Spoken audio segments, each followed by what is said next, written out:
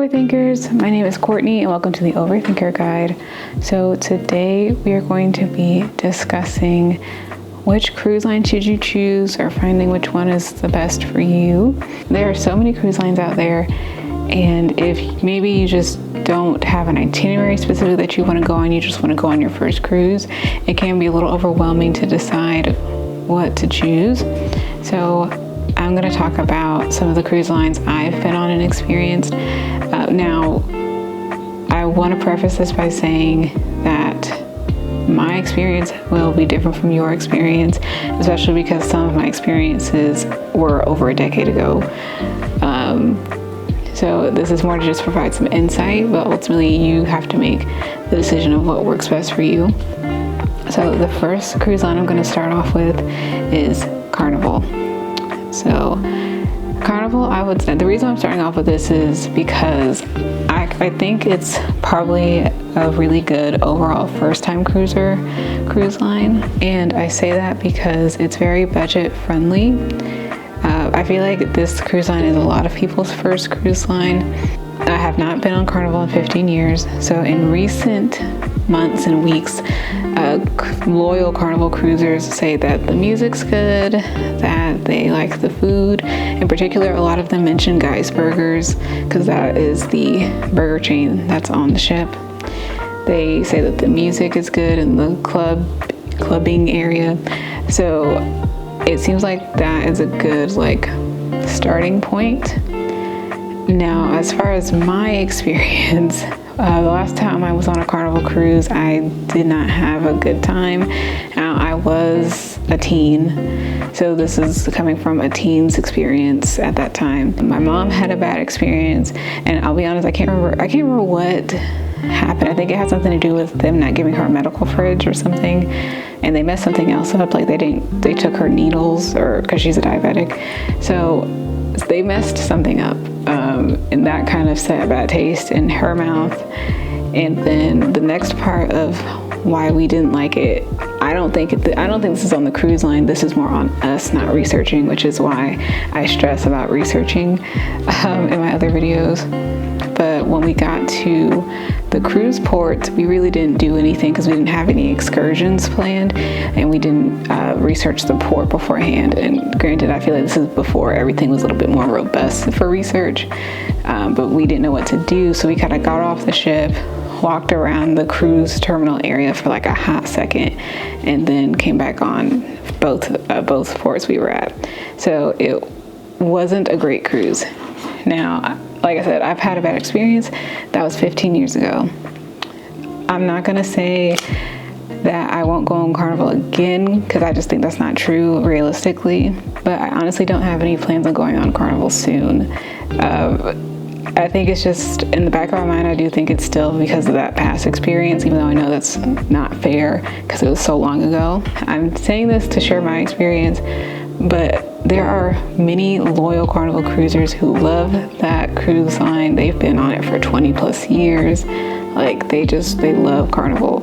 So you might be one of the people that love Carnival. So again, as your first cruise, because it's a lower cost, I think you'll still be able to have fun and have a decent price. And for a decent price that's not outrageously expensive, I think it's a good first time cruise line. Now, when it comes to affordability, like I said, it's probably one of the more affordable ones, but I would probably want to go on this next cruise line I'm going to talk about for affordability because they're similar in price, and that is Royal Caribbean. So if you've seen my most recent cruise trip on here, it's not my most recent cruise trip, but it's the most recent one I've put on YouTube.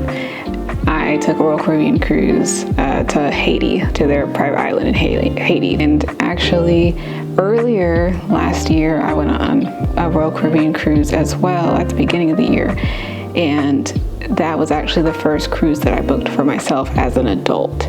So that was my first cruise that I paid for with my own money. So I've been on Royal Caribbean 3 times in total, the 2 times last year, and then once as a child. So I like Royal Caribbean, and like I said, this would be the cruise line I would choose if I want a more affordable cruise. I personally choose it over Carnival. I think majority of the cruise community feel like it's a step up from Carnival. Their price points are similar, unless you're talking about their bigger ships like Icon of the Seas that just came out. That price point is extremely high compared to the median price of Royal Caribbean. But I do think this is another good first-time cruise line because they have, depending on which ship you're going on, they have something for everyone, I think. They have the thrills, they have water slides, rock climbing, golf, mini golf. They have things to entertain you, and if you're going with your family.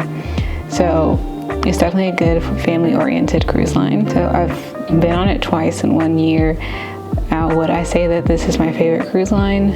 I'm gonna be honest, absolutely not. I would not say it's my favorite because I've had my issues with them on both cruises I was on. They weren't terrible issues to ruin the entire trip, but I was used to a certain standard that they didn't quite live up to. And that standard actually was for Disney cruises. So we're gonna move on to Disney Cruise Lines. So that is a bit, well, if we're comparing it to Icon, it's not that big of a jump up, but Disney is a whole step up as far in price point from Royal Caribbean and Carnival.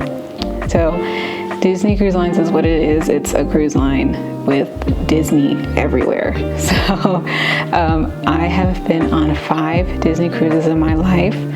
I've been on 3 as a child, like elementary school and then middle school at some point. Once as a high schooler and then once as a college student. So I have yet to go as like a fully developed adult, but I do actually plan on going on. Kids or no kids, I'm going on a Disney cruise. Because I've been on Disney 5 times, I kind of got used to their standards of things. So with Disney, this is obviously going to be meant for families, but like what they do that I feel like sets them apart, and I can't compare to Carnival because again I haven't been on Carnival in a while. What sets them apart from what I've experienced is that they welcome you on the ship. So once you've checked in, you walk on the ship, there's somebody with a mic there, they're playing music that you're dancing to, and they say, what's your name? Like, what family are you? And, you'll tell them your name, and they'll say, welcome on the ship, the Smith family, something like that. Now, I don't know what they do for solo people, but I don't know how they do it, but they basically announce you on the ship, and it's a big celebration, and I really love that, and I got used to that. So when my next cruise was Royal Caribbean and they didn't do anything like that, I was like, oh. So I was a little let down. When you hear Disney, you might be like, oh, do I have to be a Disney fan to enjoy it? You don't have to be a Disney fan to enjoy it. However, I think you'll appreciate it more if you're a Disney fan, because there is hidden Mickeys throughout the architecture, throughout the decor, in the painting, in the wallpaper. Like, there's little hidden Mickeys everywhere. There's Disney characters that your kids can meet.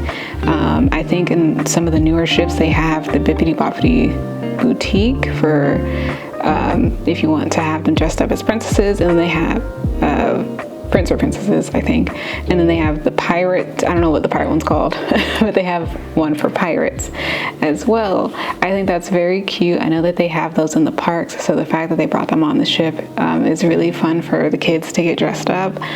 With Disney, they have great service, whether that's your stateroom attendant, whether that's your dining, again, the being welcomed on the ship, like, I don't know, it's just something that's nice about that. We're starting the vacation off with a lot of energy. They're a little bit different as far as their drink packages and things go, but I'll get more into that in the blog and in the next video about cruise budgets and things. They're expensive, and they're expensive because of the brand that they are, but I honestly think it's worth it.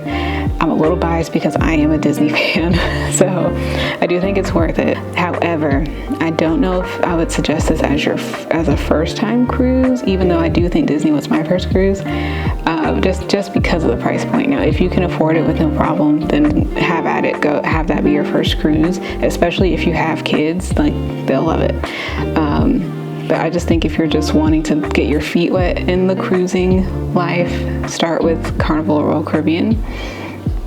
But as you've seen, I really love Disney, so I'm a little biased.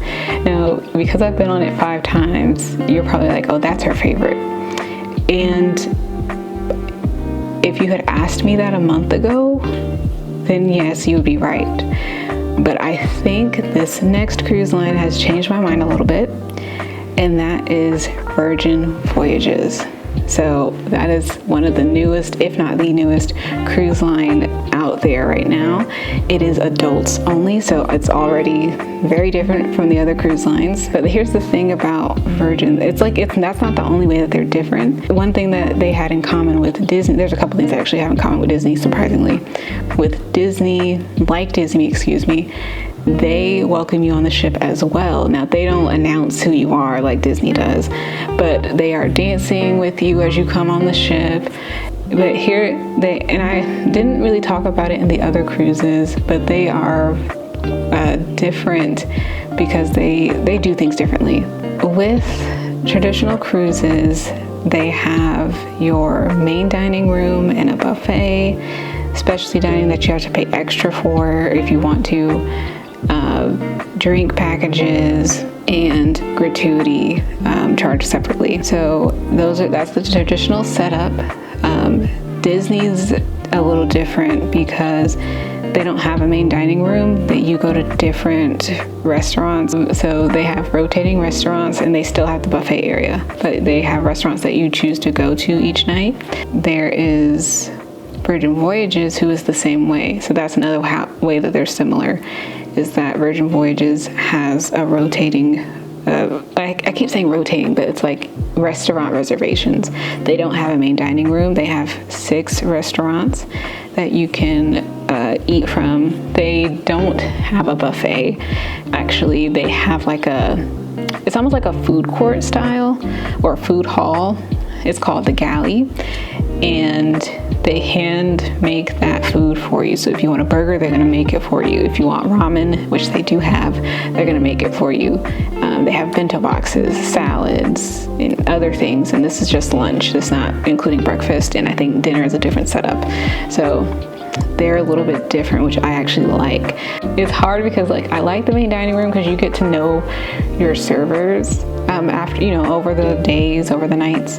But with the different restaurants, you obviously are going to get a different server each time. But I really liked Virgin because of the fact that I'm welcomed on the ship. I like that their gratuities were included. It's not that I liked that there were no kids, because even on the past 2 cruises I was on, I barely noticed the kids unless I was on an excursion with them.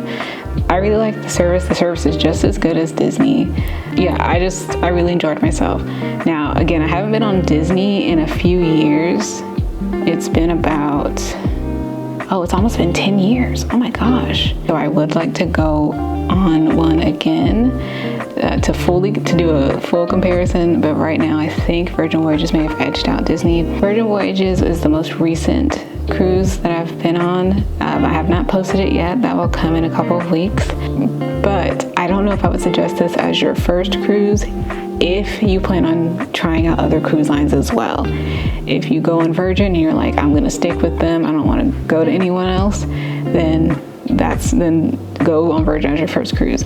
But if you, say you have a family and you want to take your kids on a cruise, obviously they can't, if they're not 18, they can't go on that cruise with you, so you will end up trying another cruise line. So the reason why I'm saying that is because they're so different from the other ones. Because their gratuity is included, you might think it's included in other cruise lines, and it's not. They don't have a drink package. They have a bar tab, and Other cruise lines have a drink package. Now, some people might like that better, the drink package, because it's unlimited drinks, whereas once you run at the bar tab, you gotta pay from your card, or the card you have on file. Those 4 were the cruise lines I've experienced. There are other cruise lines that I haven't experienced, but I've heard some things about. So like MSC and Norwegian, I haven't used either of them yet, but I'm considering using them at sometime soon because they have unique itineraries from what I've noticed. Like they go to South Africa, Seychelles, basically they have a cruise out of Africa, because I haven't seen any other cruises out of Africa besides these 2. They cruise out of Dubai. I was going to say Antarctica, but other cruise lines do Antarctica. So they have unique itineraries, and that is probably why I would use them.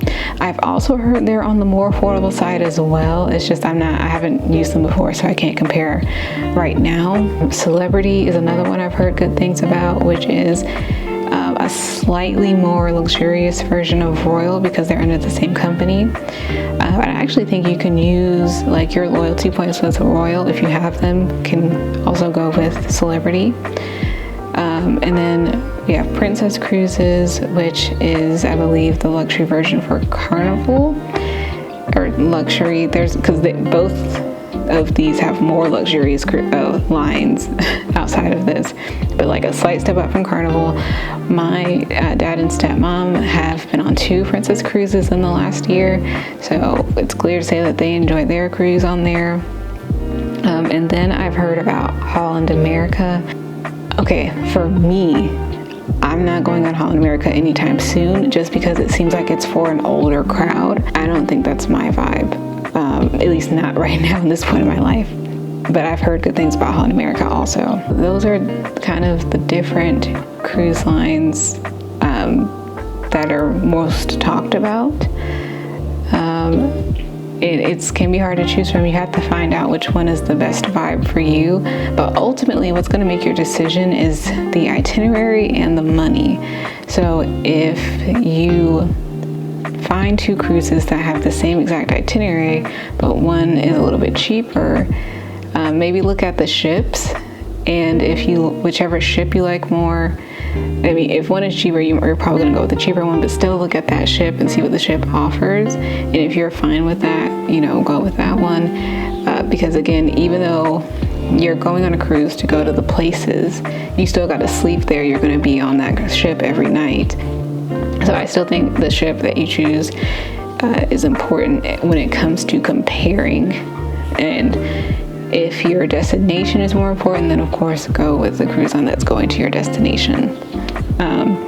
But so it is kind of up to you to choose. I feel like, I don't know if I made your job harder or easier, but hopefully I've given you some insight to help you make your decision. You can use different booking engines to look at various cruise lines and not just one back to back. So normally what I do is use something like, I use Delta Vacations sometimes, and I'll use Cruise Critic to look at all of my options for like a particular time I'm trying to go, and then I go book directly with the website. You can also use a travel agent. They can look as well and help you compare. So you have options to kind of help with narrowing down which ones to choose. If you like this video, please leave a like down below. Comment on what cruise line you're thinking about going on next, if you're a cruiser, or what cruise line you're thinking about going on in general. If you want to see more videos like this, please consider subscribing. The next video is going to break down cruise budget and expenses. So like I mentioned, the gratuity drink package, other packages that are out there that you might not be aware of. If you want to pay for those, you might want to set aside a budget when you're choosing your cruise as well. So that's going to be the next video. But until then, I will see you later, Overthink Cruise.